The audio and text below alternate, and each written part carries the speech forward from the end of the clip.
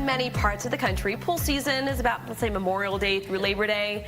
Obviously not the case here in Florida. Yeah, so much warm weather year-round, you know, the pool gets a workout, and it's important to keep tabs on your pool's health.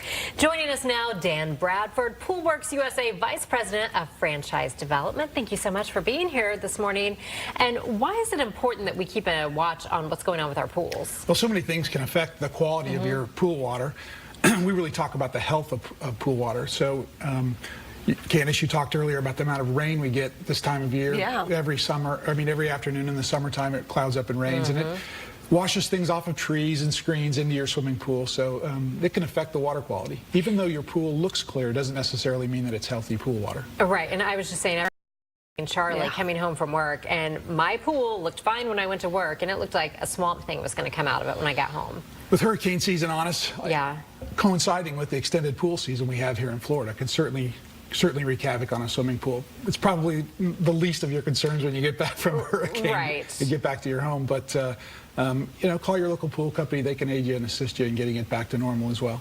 All right, so pool health. What's the first thing you need to do to make sure that your pool is at its best, it's running its best? Well, the biggest thing you could do is bring a water sample into your local pool store. Okay. When you walk in with your water sample, typically they'll ask you, how's your pool look? Don't answer the question. Hand them the bottle and have them tell you what's going on with the pool water, because how your pool looks isn't necessarily an indicator of how healthy the pool water is. So it can be nice and clear, but you could still have some problems going on. It can. In fact, I'll tell you a story. I went to a new homeowner several weeks ago, and they had been taking care of the pool themselves, had never had a pool before. The water was crystal clear. I'm talking sparkly, crystally clear. But they had been just pouring jugs next to their pool into the water, thinking that was going to take care of it, because that's what the previous homeowner had told them to do. Turns out it was jugs of acid, not jugs of chlorine. And my goodness. That will make your water perfectly clear, but it's obviously very healthy to swim in. So that's a classic example of pool water that maybe look good, but isn't necessarily good for you. Wow. So what issues would a professional notice when it comes to the health of a pool? Well, they're going to use hopefully the latest technology in pool water testing, and they're just looking for water balance, residual sanitizer level, and those kinds of things. It's you know, if the kids have been swimming in the pool for 8 hours and drinking juice boxes and haven't gotten out of the water in 8 hours, obviously, again, another example of how you could potentially have some issues with your pool. Good water. Flush that out for you. And Dan, you said the technology's changed a lot over the years with checking the water and maintaining the pools.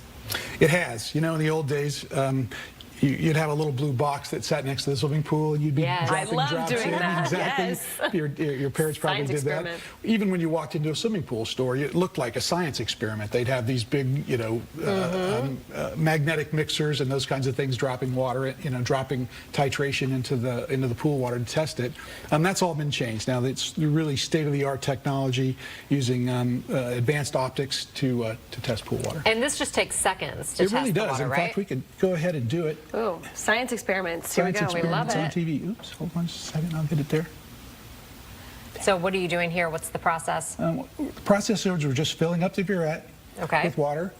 We're putting it into the machine, and bear with me here. Yeah, I remember doing those science experiments at the side of the pool every weekend with my dad, just kind of figuring out what the best pH balance is. And so what are the different things this is going to test? Is it just pH? Is it algae? What are we talking about here? Oh, it's a process. In the old days, you did test primarily for chlorine, pH, total alkalinity. This will actually test for about 15 different items. It's testing for phosphates, which is a pretty fairly new thing that we test for in the pool industry.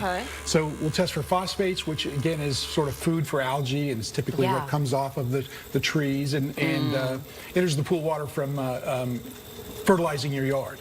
So that's food for algae.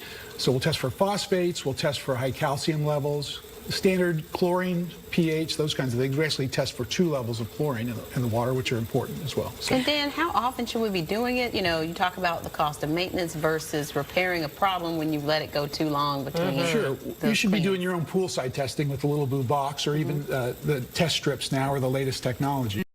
Going into your local pool shop at least once a month. We like to do it twice a month. In fact, at Poolwerx, we have what's called an algae-free guarantee, which if you'll get on our program, bring your water in every 2 weeks, we guarantee 100% you won't get algae in your swimming pool. Oh, our test results are in. Ding! Test results are in.